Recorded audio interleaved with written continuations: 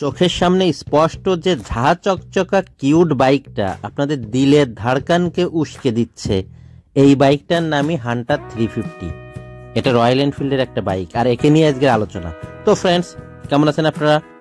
Royal Enfield বাইকগুলা ভারতের বাজার দাপিয়ে বেরিয়ে মানে ভারতকে পুরোপুরি জয় করে বিশ্ব জয়ের পথে হাঁটছে, সেটা না হয় বুঝলাম, এবং বাংলাদেশেও আসছে 21 আগস্ট 2024 সালে। এটা হচ্ছে বাংলাদেশেরই একটা কোম্পানি ইফাদ মোটরের হাত ধরে, সেটাও মানলাম, ঠিক আছে, বাংলাদেশের জনপ্রিয়তা বেশি, অনেক জনপ্রিয়তা, যেহেতু বাংলাদেশের সিসি লিমিট ছিল 160, সেখান থেকে সিসি লিমিটটা উঠাই দিয়ে 375 সিসি লিমিট করা হয়েছে।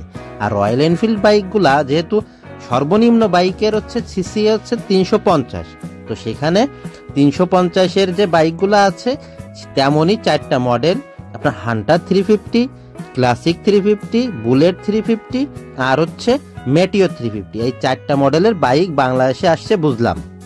তাই বলে এতটা জনপ্রিয় যে আপনার আজকে যদি বুকিং দেন, মানে এই মাসে বুকিং দিলে 6 মাস পরে যেয়ে পাবেন।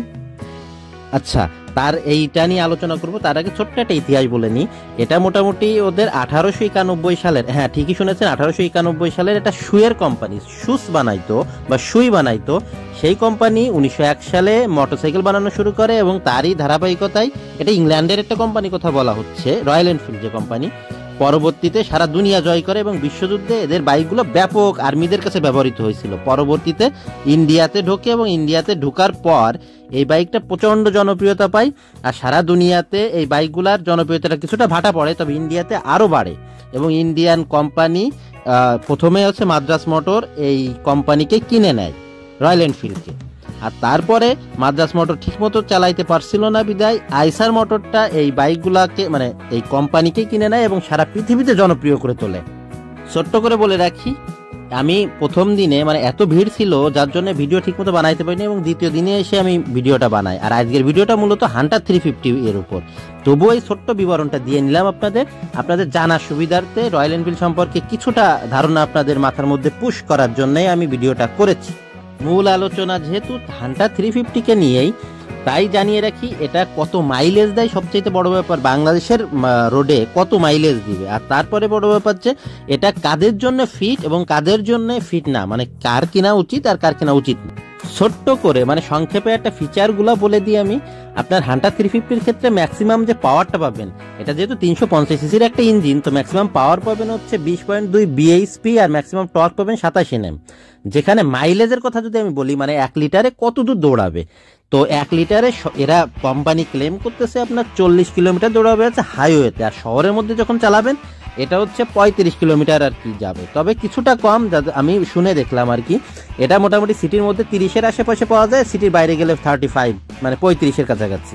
এতে আর কি পাচ্ছেন, ডিস্ক ব্রেকিং সিস্টেম পাবেন।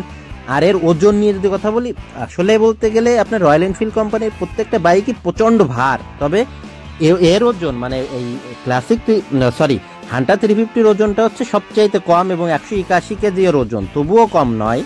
আর সিটের হাইট হচ্ছে 790 mm, আমি বসেই দেখলাম যথেষ্ট আরামদায়ক। আর টপ স্পিড কত পাবেন, যদিও ইঞ্জিনটা আপনার 350 সিসির ইঞ্জিন, তবে স্পিড কিন্তু এরা খুব বেশি দেয় না, এর 120 জেনারেট করতে পারে, সর্বোচ্চ স্পিড পাবেন। আর এইটাই হচ্ছে রয়্যাল এনফিল্ড কোম্পানির সবচাইতে কম দামি বাইক, হ্যাঁ সস্তা বাইক, 3,40,000 টাকা থেকে এই বাইকের প্রাইস শুরু হয়। আপনি যত কাস্টমাইজ করবেন প্রাইসটা প্রত্যেকটা কাস্টমাইজেশনের সাথে সাথে বাড়তে থাকবে, এটাই স্বাভাবিক। আর রয়্যাল এনফিল্ড কোম্পানির বাইকগুলা হিউজ কাস্টমাইজ করা যায়, এই পুরো সুযোগটা আপনাদের হাতে দিয়ে দেয়। অনেক কথা বলতে বলতে ভিডিও শেষের দিকে চলে আসছি, তবে জানাবো এই বাইকটা মূলত কাদের জন্য। এই বাইকটা হচ্ছে ইয়াং জেনারেশনের ক্রাশ বলা হয়, মানে ইয়াং মানে আপনার বলা হয় যে জেন জি, এবং হচ্ছে যারা হচ্ছে আপনার 25 থেকে 30-এর সর্বোচ্চ 30 বছর, এদের জন্যে বা এই জেনারেশনের জন্য সবচাইতে পারফেক্ট বাইক। এটা খুবই পছন্দের এই বাইকটা, খুবই, এবং শহরের মধ্যে ভুম করার জন্যও মোটামুটি এই বাইকটাই উপযুক্ত। আর কিছু জানার থাকলে অবশ্যই কমেন্ট বক্সে লিখে দিবেন, আর অন্যান্য ভিডিও আমার তো আছেই, দেখে নিতে পারেন। আজকের মতো এই পর্যন্ত, বাই বাই।